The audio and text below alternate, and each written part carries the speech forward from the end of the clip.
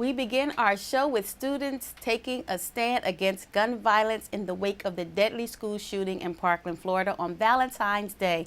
Last month we had 2 major protesting, and now we have Adam Bornstein with that information.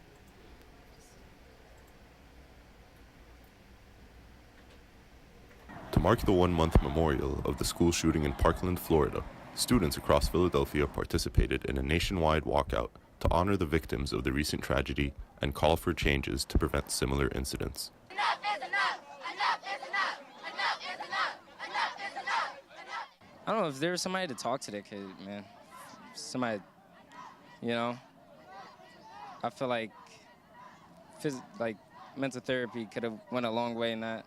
If somebody was just, there to talk to him, it probably would have resulted in how it ended. We need more security and better teachers and better schools. The statistics of gun violence in school shootings is unacceptable to me. It shouldn't be, people shouldn't be scared to go to school, and they shouldn't be scared to go home from school, and shouldn't be scared to go to school. I'm out here because I've lost plenty of people to gun violence, and it's just, I'm tired. I'm tired physically, emotionally, and mentally. In planning the protest, schools across the country agreed to grant their students 17 minutes for a walkout. Yet, for many Philadelphia high schoolers, the epidemic of school shootings demanded a stronger response than 17 minutes for 17 lives. In my school, they had came and got most of the students individually. They actually got our security guards and pushed them into the school. Yeah. And they said if we don't go back to the school, we gonna get suspended, but they can't do that. They gave us a set time, and they said if we wasn't in class, that we would face consequences, or not face consequences, but they wanted us back in class by a certain time, and that's not a protest. Allowing us to do something isn't a protest. So being out here after the fact, that's the protest.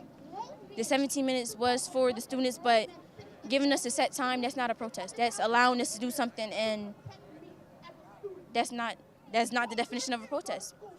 So anybody who tells you that you will be suspended for protesting is lying. They are not allowed to suspend you for protesting. That is your right. Despite the threat of consequences, and guided by the reassurances of the Philadelphia Student Union, hundreds of high schoolers successfully marched to City Hall in an attempt to make their voices heard and take their future in their own hands.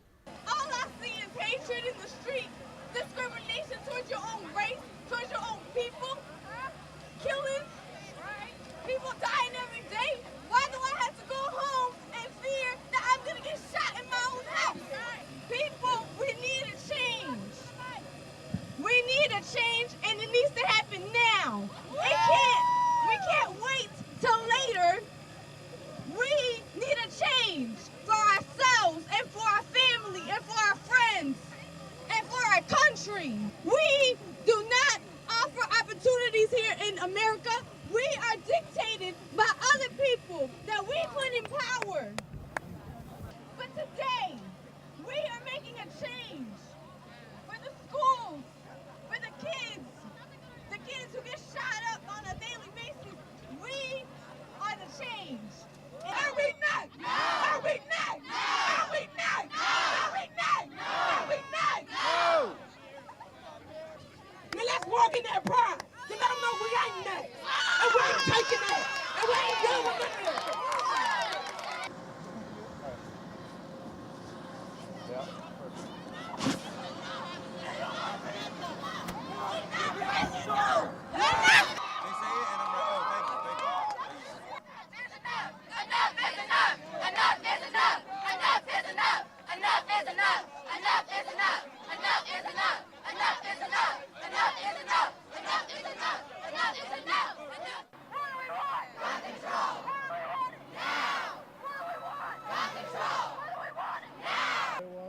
For PhillyCAM Voices, this is Adam Bornstein and Ali Abdel Mohsen.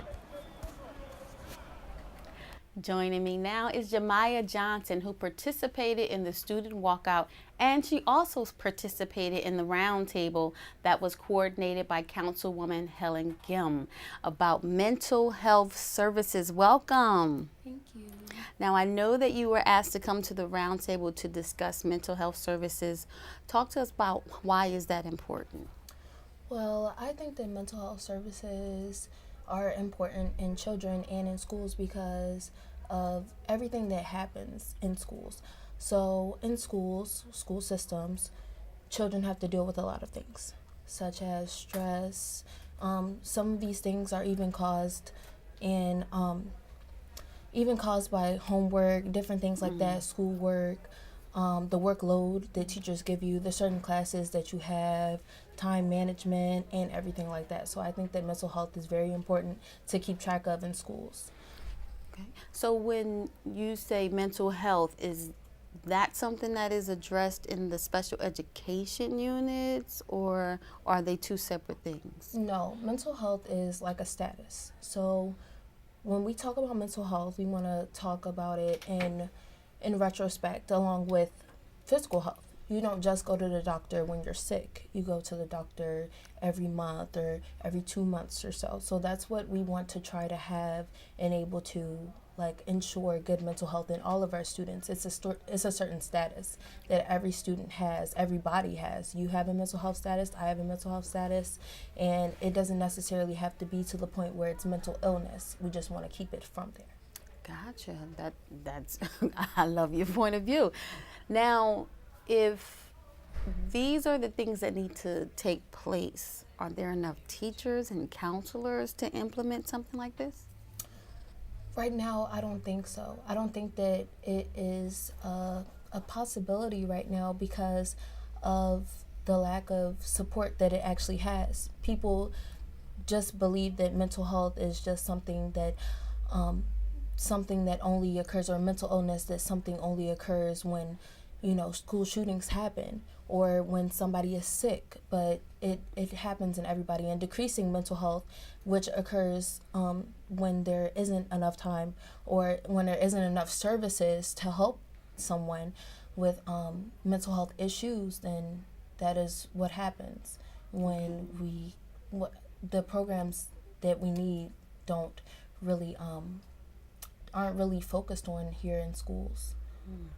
So do you think that with the bullying campaign, are they even scratching the surface dealing with, is that going to be like a start of moving forward with the mental health, since kids are being traumatized by bullying? It kind of snowballs into the same thing. Are they even scratching the surface dealing with the mental issue of that? I don't think so, because really mental health is in everyone. We want to ensure that mental health is looked at in all students, in all young people, in everyone, so that something that occurs would not happen, because mental health is looked at in every aspect. So, all right, so before we go, can you give us some feedback on what you feel should be happening towards mental health? Towards mental health, I believe that what should be happening is respect. I think that is what needs to be put into place. I think that everyone needs to love and respect each other. I also believe that there should be proactive programs that help students. I don't think that there should be any programs after the fact, like after the school shootings. I believe that there needs to be something to help our kids now, because everyone has a mental health status, and everyone's can be decreasing as we speak. All right, well, Jamya, I thank you so much for giving us that insight and information, and thank you for being here. Thank you.